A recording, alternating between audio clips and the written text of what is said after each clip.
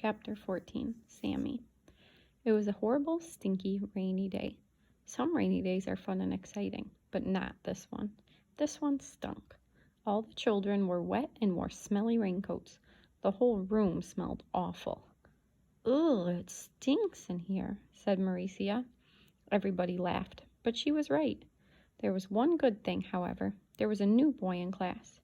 New kids are always fun, except no one could even tell what the new boy looked like. He was completely covered by his raincoat. "Class," said Mrs. Jules, "I'd like you all to meet Sammy. Let us show him what a nice class we can be." Leslie walked up and smiled at Sammy, but her smile quickly turned into a frown. "You smell terrible," she said. "Leslie!" exclaimed Mrs. Jules. "That's no way to greet a new member of our class." Mrs. Jules wrote Leslie's name on the blackboard under the word discipline. "But he does, Mrs. Jules," said Leslie. "He smells awful." "You're ugly," Sammy replied. "Now, Sammy, that's no way to talk," said Mrs. Jules. "Leslie's a very pretty girl." "She's ugly," said Sammy. Allison spoke up. "Well, you smell terrible and are probably even uglier, but nobody can see you because you are hiding under that smelly old raincoat." "That will be enough of that," said Mrs. Jules. "Now, Sammy, why don't you take off your coat and hang it in the closet? Let us all see how nice you look." "I don't want to, you old windbag," said Sammy. "That's because he's so ugly," said Leslie.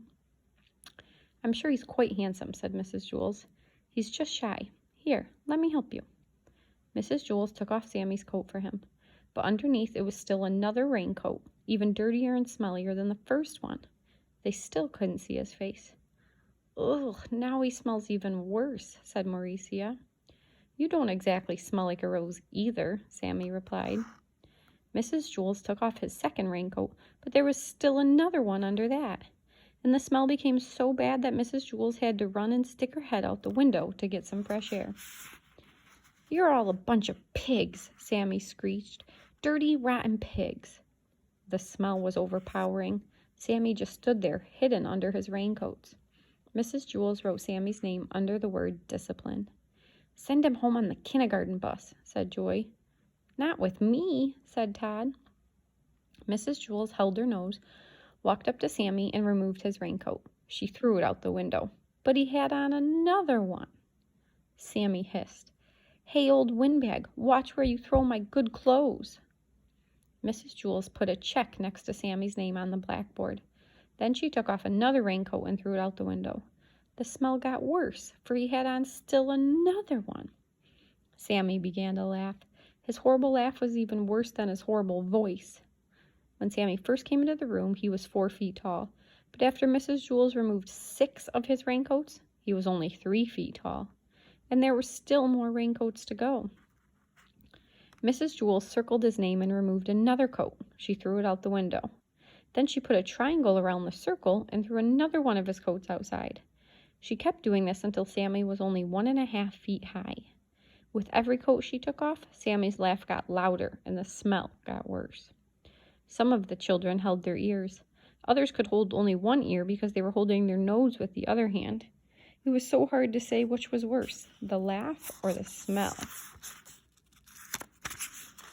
Sammy stopped laughing and said, "Hey, old windbag, if you take off one more of my coats and throw it out the window, I'll bite your head off." "They smell too bad for me to allow them in my classroom," said Mrs. Jules.